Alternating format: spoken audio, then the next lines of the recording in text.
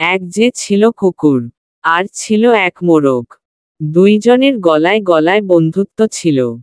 দুই বন্ধু একসঙ্গে দেশ ভ্রমণে বেরিয়েছিল। পথে যেতে যেতে রাত্রি হয়ে গেল। আর রাত হতেই তখন মোরগটা এক গাছের ওপরে একটা ভালো ডাল বেছে নিয়ে ঘুমোতে গেল। আর কুকুরটা রইল গাছেরই গোড়ায় এক বর্ষর গর্তে। জনেই ঘুমিয়ে পড়ল। এদিকে ভোর হয়ে আসছে। মোরগ তার অভ্যাস মতো কৌকর কৌক করে ডেকে উঠল। সেই ডাক শুনে এক খেকশিয়ালির বড় লোভ হল।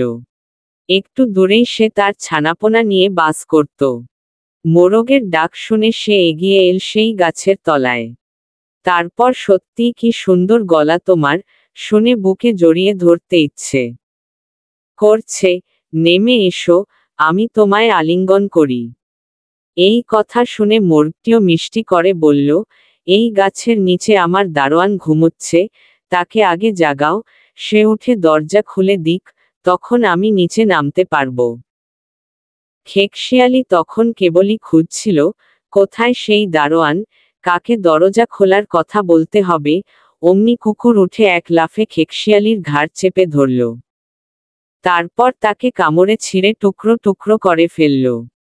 উপদেশ: দুর্বলেরা সবলের সাহায্য নিয়ে অতি সহজেই শত্রু দমন করতে পারে।